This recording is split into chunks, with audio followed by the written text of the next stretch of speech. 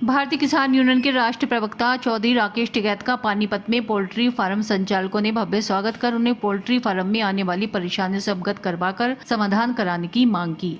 भाग्यू के सहारनपुर मंडल के महामंत्री गुरमेल बाजपा ने जीजा विक्रम सिंह एवं उनके भाई चरणजीत सिंह का पानीपत में पोल्ट्री का बड़ा व्यापार है। गुरमेल बाजपा ने बताया कि सोमवार को उनके जीजा के बुलावे पर चौधरी राकेश टिकैत पानीपत पहुंचे, जहां उन्हें मुर्गी के फार्म का निरीक्षण कराकर उनके सामने व्यापार में आ रही परेशानियों से अवगत कराया। नॉर्थ इंडिया के PFI के सेक्रेटरी रविंद्र सिंह संधू ने भी एसंद से आकर चौधरी राकेश टिकैत से मुलाकात की। इस दौरान पोल्ट्री फार्म संचालकों ने मुर्गी के छोटे छोटे बच्चे, चूजों का बीमा करने, बिजली दर पर सब्सिडी देने, पोल्यूशन पॉलिसी चेंज करने, सावन माह के दौरान मुर्गी की दुकान बंद नहीं करवाने आदि संबंधित समस्याओं से अवगत कराकर समाधान कराने की अपील की।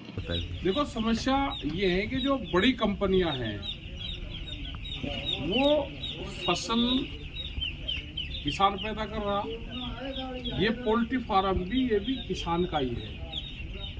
अगर बड़ी कंपनी आएगी तो इनको नुकसान होगा, सस्ते में खरीद करेंगे और अपना महंगे में बेचेंगे। बड़ी बड़ी कंपनियां दबाने का काम करती हैं जो छोटे लोग हैं। इनकी बहुत सी प्रॉब्लम ये आई कि बिजली, भैया तो किसान है, ये भी इसकी भी खेती कर रहे हैं तो ये भी किसान है, इनको भी जो लाइट है वो एग्रीकल्चर रेट पानी चाहिए। एक तरफ तो सरकार ये कहती है जब उनको फंड अगर देना होता है किसान के नाम पे तो वो इनको दे देती है बड़ी कंपनियों को, और जहां उनको प्रॉफिट होता है फिर इनको एक कंपनी बताने लगते हैं। तो इसको एक साइड में करना चाहिए, या तो इसको बताए कि ये इंडस्ट्रीज है या फिर इसको बताए कि एग्रीकल्चर है। अगर सब्सिडी वाला मामला है तो या लोन देना हो तो इनके नाम डाल देते हैं,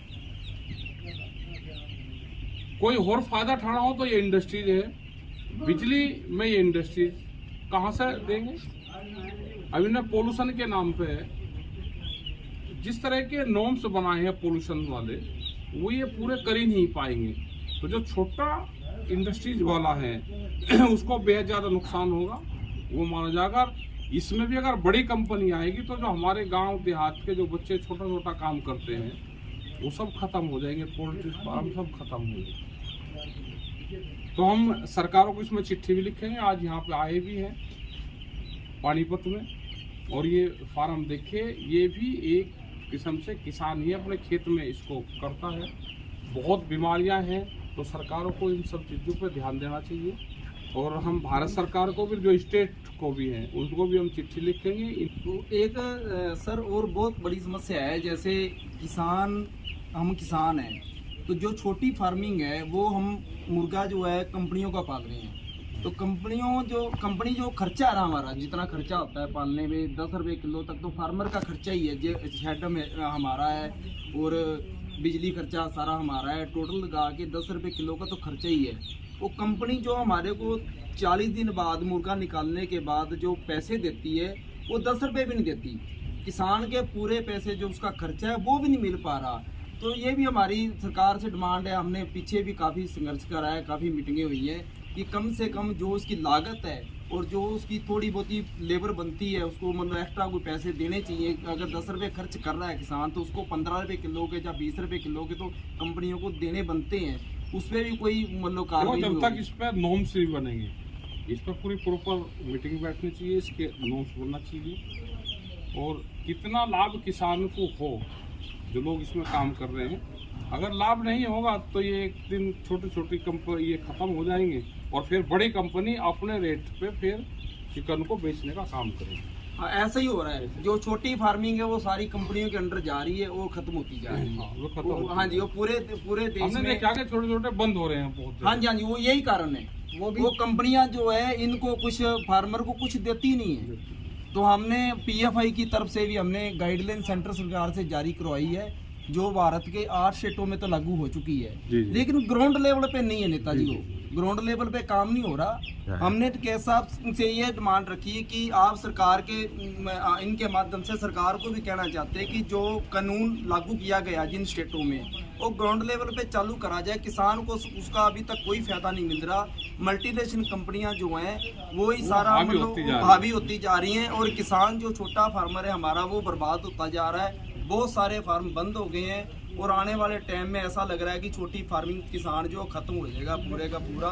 हमारी तो ये डिमांड है कि एक तो पोल्यूशन वाली जो समस्या नेताजी ने बताई है कैद साहब ने, उस पर कार्रवाई करी जाए। किसान कहाँ से ये इतने पेपर पूरे कर सकता है? छोटा किसान खेतों में हम फार्म बना रहे हैं अपनी ज़मीन में, तो पोल्यूशन का मामला कहाँ से आ गया? पोल्यूशन तो होता ही नहीं इसमें, पता नहीं कौन से हम यहाँ पे हैं, यहाँ पे कोई पोल्यूशन नहीं है, कोई यहाँ पे पोल्यूशन का वो नहीं हो रहा। हम अंदर बैठे, कोई यहाँ पे इसमें नहीं, बहुत अच्छे तरीके से हमने बना रखा और जो गाइडलाइंस है साफ सफाई है उसको पूरा ये फॉलो कर रहे हैं।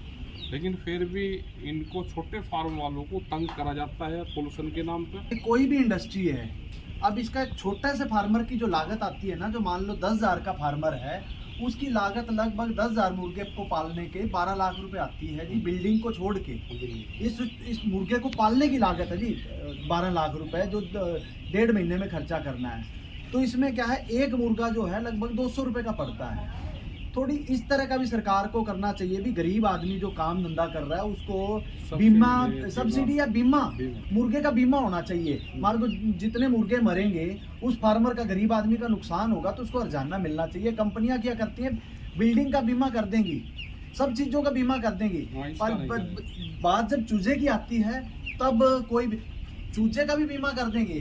किस उस पे करेंगे भी? अगर शेड में आग लग जाए, इसमें आग लगने वाला कुछ है ही नहीं जी। भूकंप आ जाए, गिर जाए तब देंगे।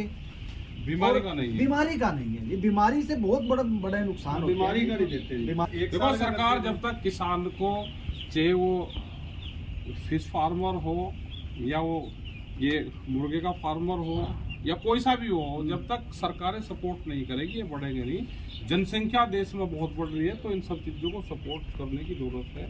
यही हम सरकार को चिट्ठी भी लिखेंगे, सरकार से बातचीत भी करेंगे।